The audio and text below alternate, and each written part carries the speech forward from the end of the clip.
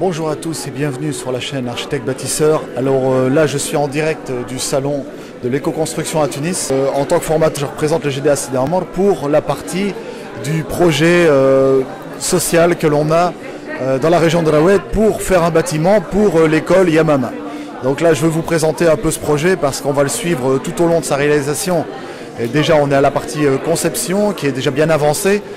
Et donc je suis ici à ce stand qui est un stand où on travaille en partenariat avec l'université privée UIK et l'université privée Esprit, donc respectivement une université d'architecture et une université d'ingénieurs qui nous aident à concevoir le projet et à pouvoir le réaliser par la suite. Donc l'idée c'est de présenter le projet ici au salon de l'éco-construction pour trouver d'éventuels financiers ou participants qui vont nous aider à réaliser ce projet. Alors je vais vous montrer dans cette vidéo, je vais vous partager un petit film qui a été fait par mes étudiants qui montre un peu ce projet, voilà de quoi il retourne, c'est quoi les concepts et c'est quoi le cadre initial. Donc vous voyez derrière moi les affichages qui ont été réalisés par ces étudiants pour réaliser ce bâtiment en éco-construction. Nous voulons leur offrir une salle de réunion et une salle de lecture pour les enfants, pour qu'ils puissent utiliser cette salle et s'asseoir confortablement dans une ambiance saine pour lire un livre tout simplement. Donc voilà, c'est l'idée vraiment de faire la démonstration de l'éco-construction dans un milieu fragile et d'offrir des bâtiments sains à une école qui en a bien besoin. Donc vous voyez ici mes étudiantes qui discutent avec une visiteuse qui présente leur projet, qui tiennent à bout de bras pour justement le voir fleurir, le voir réussir. Elles sont très motivées, très sérieuses dans leur projet et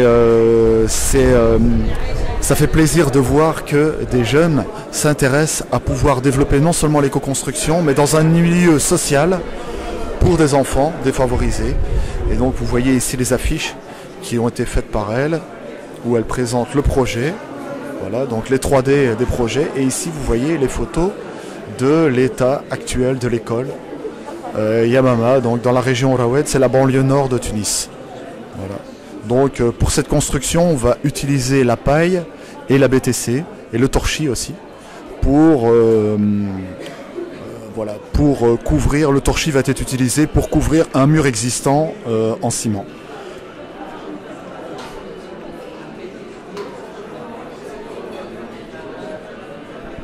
Alors je ne résiste pas à la tentation de vous présenter ces très chères étudiantes en architecture.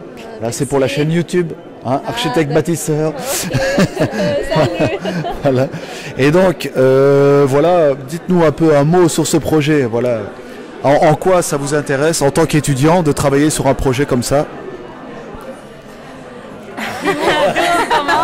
Question piège. Pour moi, c'est un projet social. Le côté social, je peux parler en arabe? Non, en français. Ok. Aucune chance. En fait, c'est une sorte de formation pour nous en tant qu'étudiants et expérience aussi intéressante. Parce qu'on peut connaître aussi bien des professionnels et apprendre beaucoup de choses sur un domaine qui n'est pas très développé en Tunisie. Voilà. Donc l'intérêt d'étudier non seulement l'éco-construction, mais aussi son cadre, son intégration dans le milieu social. Donc d'avoir une intervention avec les professionnels, mais aussi avec les gens qui vont utiliser ces habitations. Voilà. Donc l'idée c'est vraiment de faire un bâtiment commun que tout le monde va pouvoir utiliser pour se rendre compte de l'efficacité des constructions écologiques. C'est beaucoup plus parlant que de faire une maison pour une personne. C'est bien ça, hein? Oui, c'est voilà. ça. Voilà. Résumé, parfait. Donc voilà, là je suis avec Oussama qui est étudiant ingénieur. Donc là tout à l'heure je vous ai présenté les architectes. Là c'est un des représentants d'Esprit pour la section ingénieur, génie civil. Et donc il nous aide aussi à réaliser la construction pour la partie structure. Voilà, vraiment réalisation, et pour que ce soit un dossier qui soit acceptable par les autorités, parce que bien sûr on doit le faire valider avant de pouvoir le construire puisque c'est un bâtiment public. Voilà. Alors qu'est-ce que tu peux nous dire sur ton expérience en tant qu'étudiant vis-à-vis de ce projet? Bon, c'est un projet qui nous a donné une expérience très riche concernant le matériau d'éco-construction parce que c'est une nouveauté pour nous, comme des ingénieurs en génie civil. Qui travaillent surtout sur le béton d'habitude dans leurs études. Le béton ou le charpente ou le pré-contrat, mais c'est une innovation de savoir les matériaux d'éco-construction comme le BTC, le brique en terre comprimée, la paille, le bout de paille, le torchis. Vraiment, c'est un projet enrichissant. Voilà. Et donc, même pour ta carrière professionnelle, tu peux voir un intérêt, même vis-à-vis de la réalisation réelle d'un projet comme ça en éco-construction. Ça va vous donner une expérience des relations avec les bureaux de contrôle, avec l'administration, les différentes entreprises. Oui, nous avons constaté que dans le domaine d'éco-construction, il n'y a pas de bureau d'études concernant l'éco-construction. Ouais, c'est vrai. Bon, donc j'ai l'idée, Inch'Allah, de faire un bureau d'études ou un bureau de contrôle pour les matériaux d'éco-construction. Voilà. C'est une chose nouveauté, c'est un domaine qui doivent être bien réalisés et développés. Bien sûr. Voilà, c'est le grand intérêt de travailler en fait avec les jeunes, qui sont les étudiants, parce que c'est l'avenir en fait des concepteurs. On sait que quand on travaille avec des étudiants ingénieurs, ils sont sensibles à l'éco-construction. C'est un projet qu'ils vont travailler eux-mêmes, et donc pour leur carrière professionnelle, c'est forcément une direction qui va les aiguiller, quoi. Et donc c'est très important pour l'avenir de la construction écologique de former les futurs concepteurs. Oui. Voilà.